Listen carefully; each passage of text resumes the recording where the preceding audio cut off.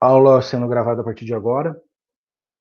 Bom dia a todos novamente. Como eu estava dizendo antes do início da gravação, nós vamos falar hoje do saneamento e organização do processo.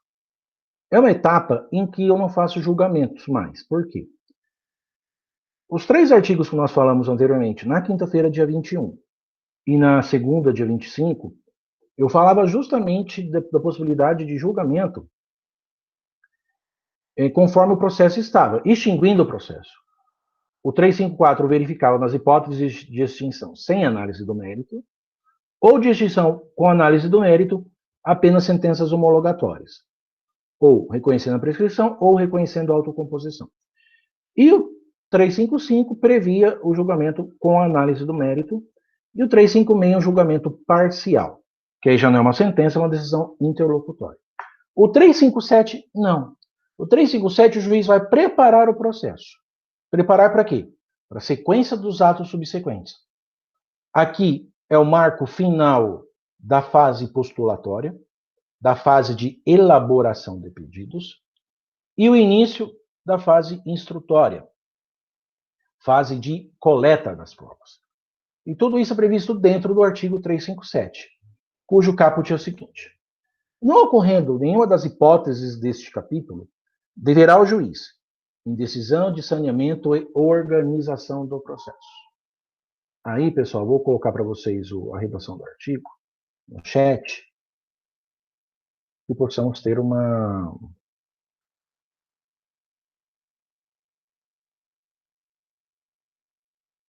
Vai ficar só faltando um inciso quinto. Permite que a Lília entre. Vai faltar só o inciso quinto. Designar, se necessário, audiência de instrução e julgamento. Bem. Muito bem. Essa é a redação do artigo 357. E fala esse 357? Primeiro momento, ele resolve questões processuais pendentes. O que seriam essas questões processuais pendentes? Por exemplo,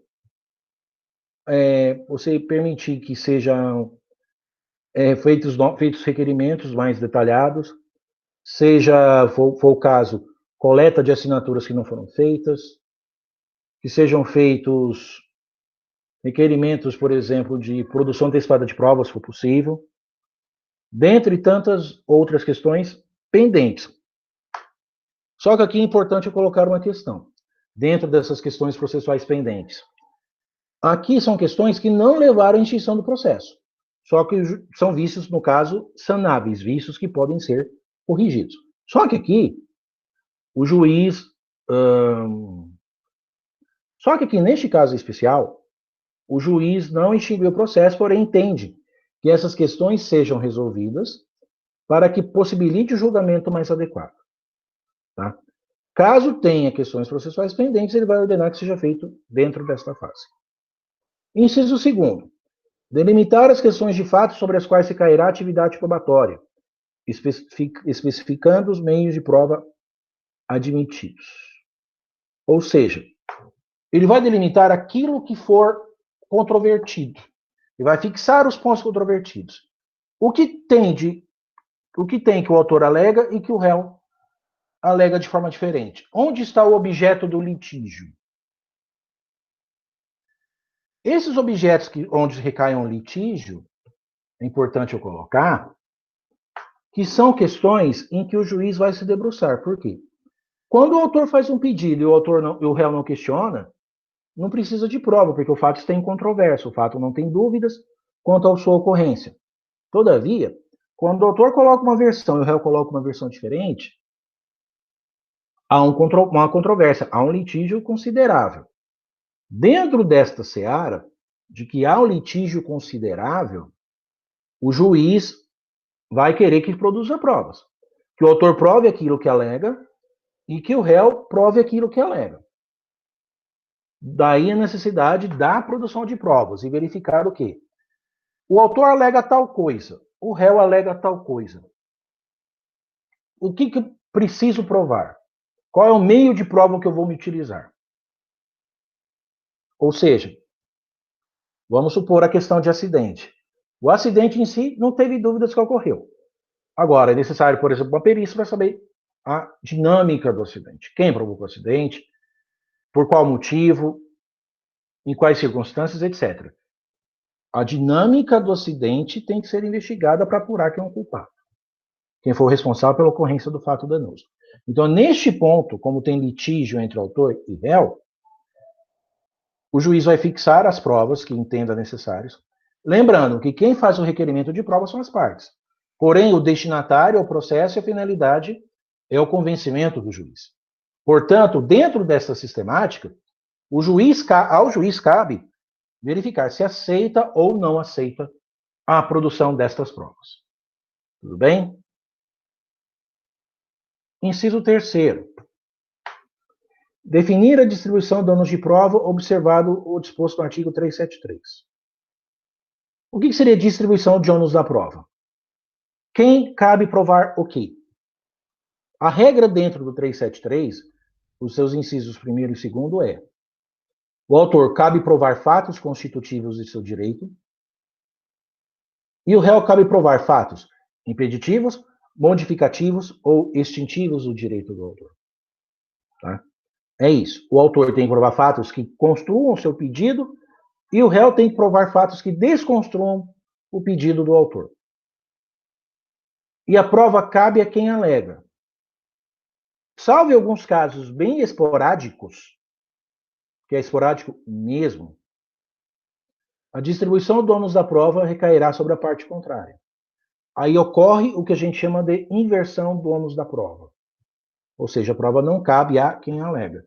A prova cabe à parte contrária. Por exemplo, questões que envolvem direito do consumidor. Questões que envolvem direito do consumidor, ocorre a inversão do ônus da prova. Por quê? Dentro de uma relação jurídica entre uma grande empresa e o consumidor, quem terá uma superioridade, se não houver a correção no prumo jurídico, será a empresa. Tem provas, tem poderio econômico, etc., para poder convencer as partes. Outra coisa que diz respeito é em relação a... Fugiu só um termo, gente. Em relação à questão consumidor. E outro lado é o consumidor. Nesse caso, a lei favorece o consumidor na produção de provas porque é a parte menos favorecida. Tanto em consumidor como em ambiental funciona a figura da inversão do ônus da prova. A prova cabe à parte contrária e não a quem alega. Lógico que a parte que alega, ela tem que ter pelo menos um início, pelo menos as alegações convincentes, para que o juiz possa aplicar a inversão. Agora, ele vai delimitar tudo isso onde? No saneamento do processo. Por que no saneamento? É aqui que ele vai verificar a prova, se aceita a prova e quem vai produzir o quê. Normalmente ele aplica o 373 caput, que a prova cabe a quem alega. A exceção é a inversão do ônus da prova. Tá? Isso é o inciso 3º do artigo 357 caput.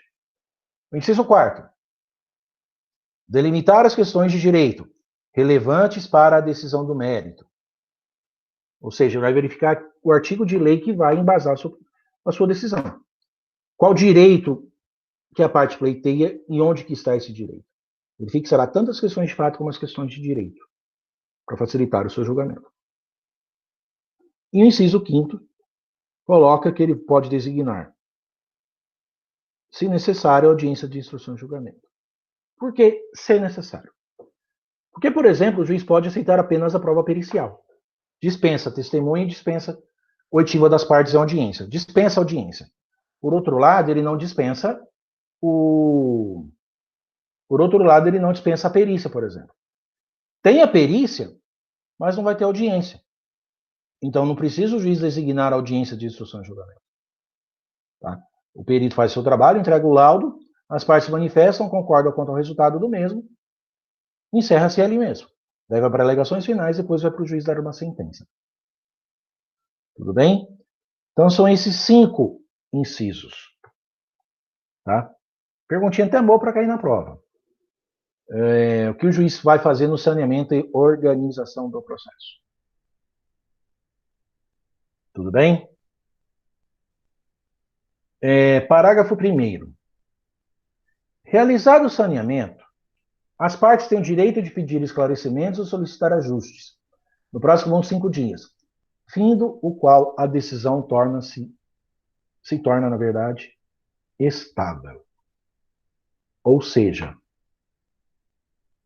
as partes têm um prazo de 5 dias para manifestar se concordam ou não concordam com se as partes concordam ou não concordam com o resultado do julgamento, do saneamento do processo. Eles vão ter 5 dias. Passados 5 dias sem que as partes se manifestem, a decisão torna-se estável, ou seja, não cabe mais recurso. Não tem mais o que fazer. Porque as partes ficaram quietas dentro do prazo de 5 dias. E o saneamento, por mais que tenha um teor decisório, ele nem sempre tem objetos que caibam recurso. Algumas questões, sim, pode até caber o agravo. Mas, normalmente, é um despacho que vai organizar o processo dali para frente. Porque se a gente for observar a redação do Estudo 359, nós verificamos exatamente isso. Isso vai organizar o processo, vai pôr a casa em ordem. Vai prepará-lo para as etapas seguintes, em que as partes não vão mais poder fazer pedidos, apenas provar a existência dos mesmos, ou a inexistência dos mesmos. Parágrafo 2º. As partes podem apresentar ao juiz para homologação delimitação consensual das questões de fato e de direito, a que se referem os incisos 2 e 4, 2º e 4, e a qual, se homologada, vincula as partes e o juiz. O que quer dizer isso? Eu acho que eu falei certa vez para vocês o disposto no artigo 190 do Código. O que fala o artigo 190? O artigo 190 do Código de Processo Civil, ele fala sobre os negócios jurídicos processuais. Como assim, negócios jurídicos processuais? Negócios jurídicos em que as partes não negociam o mérito da causa, não fazem acordo quanto ao mérito, mas fazem acordo quanto à forma que o processo tramita na justiça. Portanto, as partes podem, em comum acordo, falar, o que nós queremos provar? Isso. Matéria de fato. Embasando onde? Aquilo. Aqui, matéria de direito. Então, eles podem fixar questões de fato e de direito, onde se firma controvérsia, protocola no processo. E o juiz, se homologar, fica obrigado a seguir a análise das questões de fato e de direito dentro do que as partes negociaram. Tá? Parágrafo 3º. O que diz o parágrafo 3º?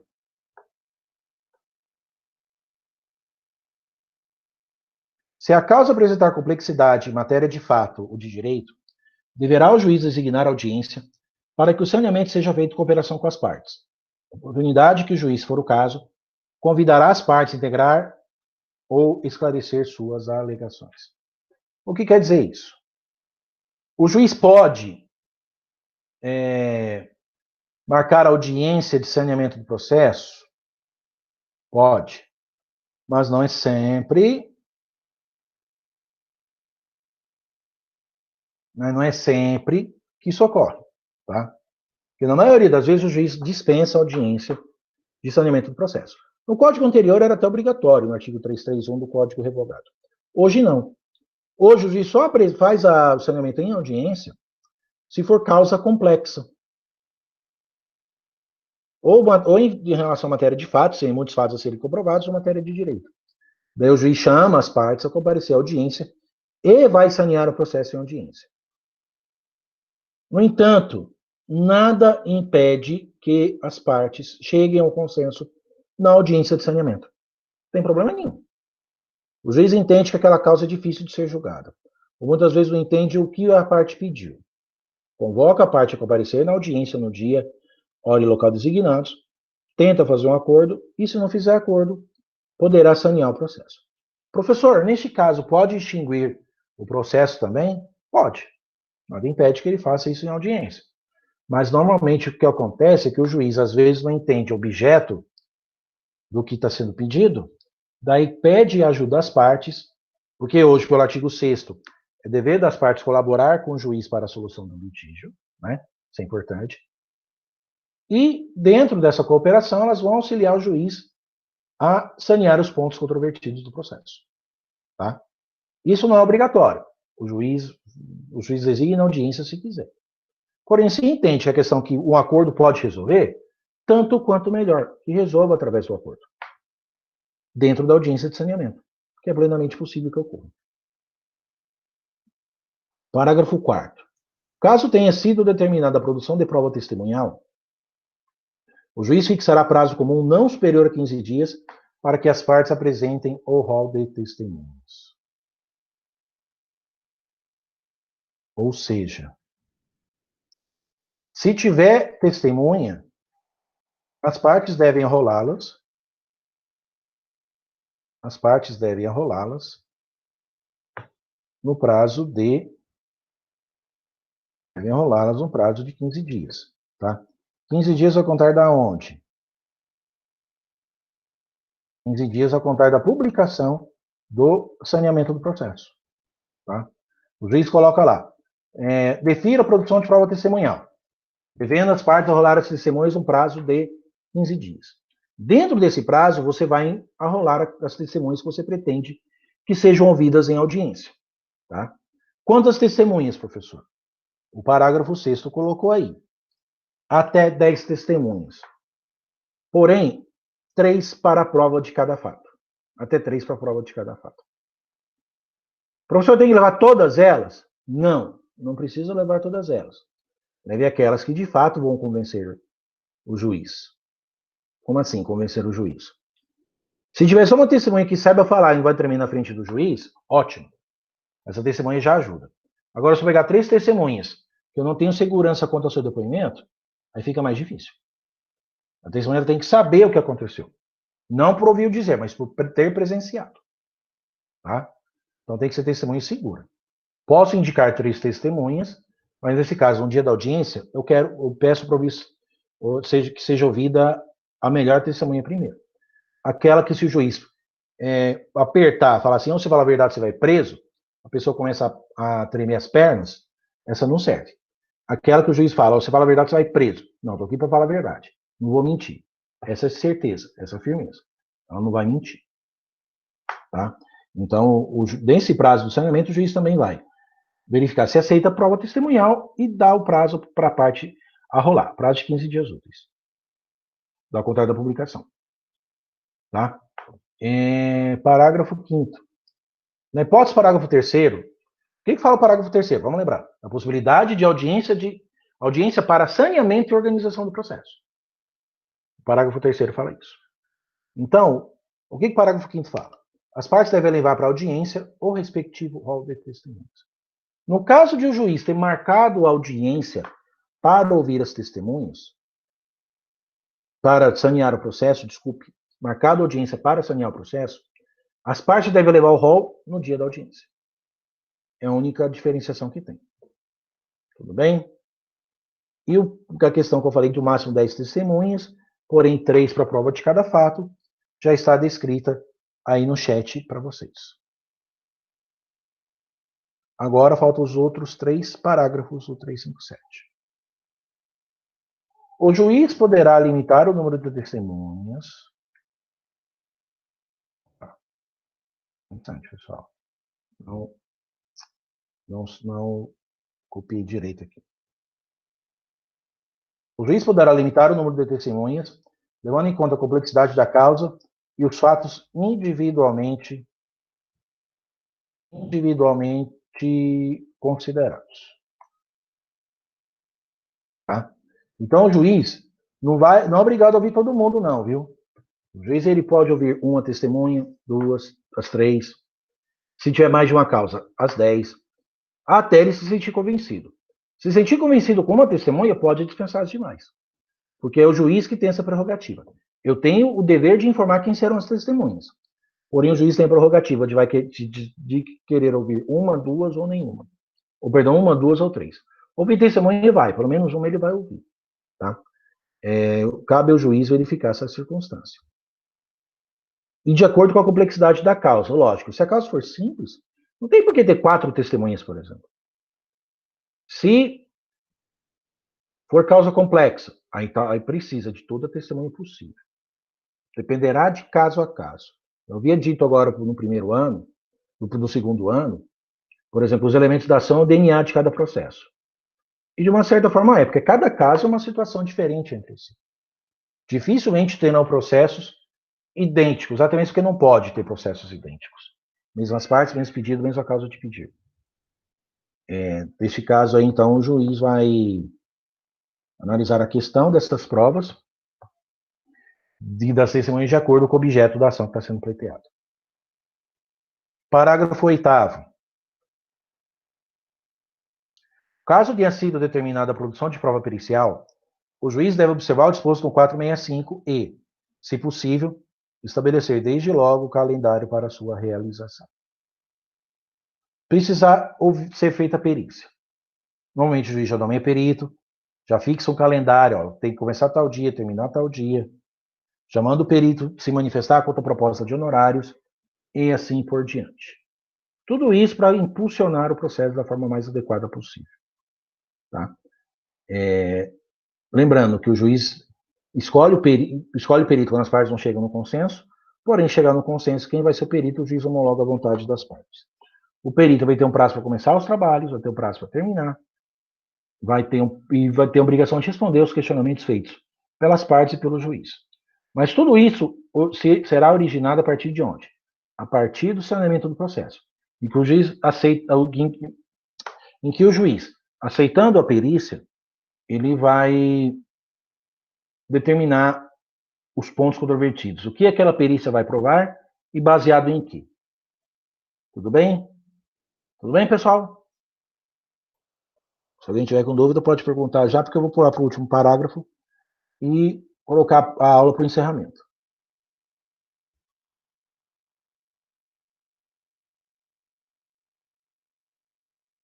Bom, no silêncio de vocês, acredito que esteja tudo bem. Então, vamos falar um pouco do parágrafo 9º. O que diz o parágrafo 9º? As pautas deverão ser preparadas com intervalo mínimo de 1 hora entre as audiências. Vamos lembrar que o 334, parágrafo 12, quando fala da audiência de conciliação, coloca o intervalo de 20 minutos entre uma e outra. Já de saneamento e organização, pelo menos 1 hora de intervalo. E por que esse intervalo grande? Porque no saneamento o juiz pode tentar fazer com que as partes cheguem no acordo. O juiz pode ouvir as partes sobre o objeto da ação.